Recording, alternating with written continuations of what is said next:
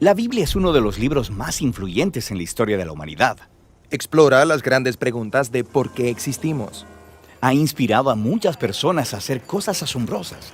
Y ha confundido a muchos otros. Probablemente tengas una por ahí guardada en algún lado. Entonces, ¿qué es en realidad la Biblia? Bueno, la Biblia es una pequeña biblioteca de libros que surgieron todos de la historia del antiguo pueblo de Israel.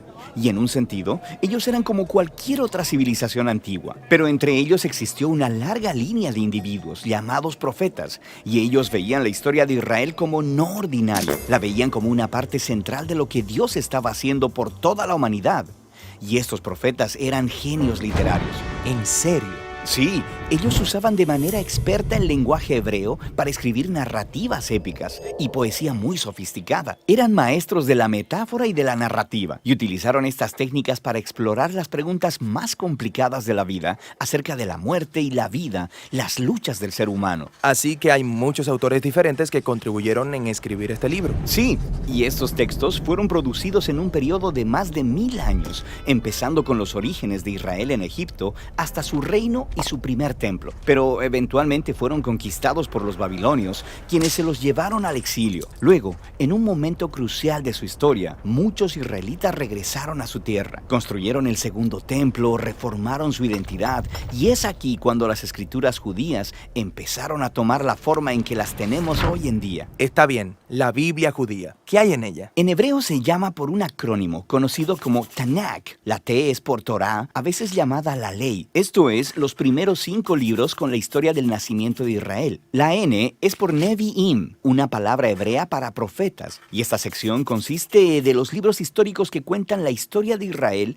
desde el punto de vista de los profetas. Luego tienes los libros poéticos de los mismos profetas. La K es por Ketuvim, una palabra hebrea para escrituras. Esta es una colección diversa de libros poéticos, libros de sabiduría y más narrativa.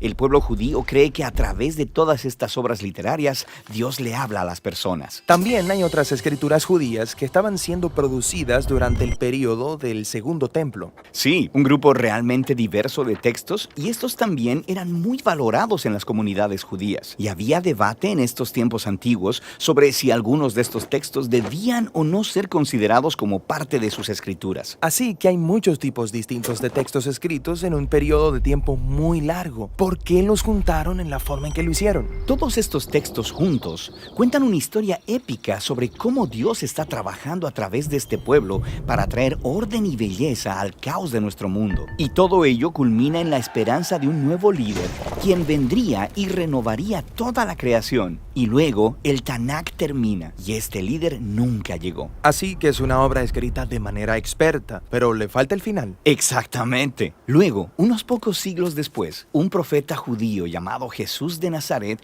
entra en escena. Él decía que estaba continuando la historia del Tanakh. Así que Jesús hizo un montón de cosas geniales. Fue asesinado y sus seguidores decían que él había resucitado de los muertos. Sí, dijeron que Jesús era ese líder tan esperado, quien restauraría el mundo. Así que sus seguidores más tempranos, llamados apóstoles, compusieron nuevas obras literarias acerca de la historia de Jesús. Las llamaron Buenas Nuevas o Evangelios. Formaron un registro llamado Hechos acerca de cómo el movimiento de Jesús se extendió fuera de Israel. Y luego hicieron circular cartas a diferentes comunidades de Jesús por todo el mundo antiguo. ¿Y ellos consideraban estos escritos como parte de las escrituras? Sí, los apóstoles escribieron todo esto como el cumplimiento de la historia épica que se encuentra en el Tanakh y estaban continuando con el genio literario de la tradición judía. También creían que Dios le estaba hablando a su pueblo a través de estos textos, al igual que por las escrituras de Israel. Así que esto es el Antiguo y Nuevo Testamento. Pero, ¿qué pensaban los primeros cristianos acerca de la literatura adicional durante el Segundo Templo? Grupos diferentes tenían diferentes puntos de vista acerca de algunos de estos libros, pero sabemos que leían y valoraban estos textos porque los utilizaron junto con las escrituras judías. Está bien, entonces tenemos el Tanakh.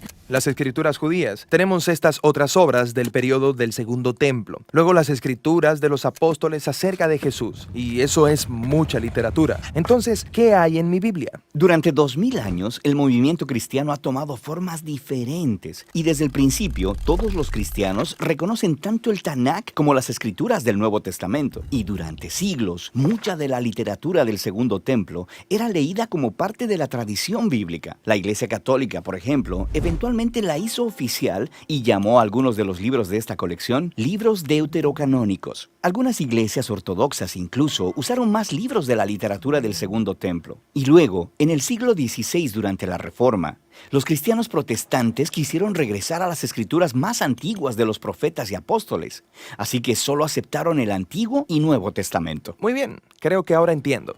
Pero ¿cómo es que una colección de libros producida en un periodo de más de 1000 años por todos estos autores diferentes dice una misma historia? Esta es la pregunta que responderemos en nuestro próximo video.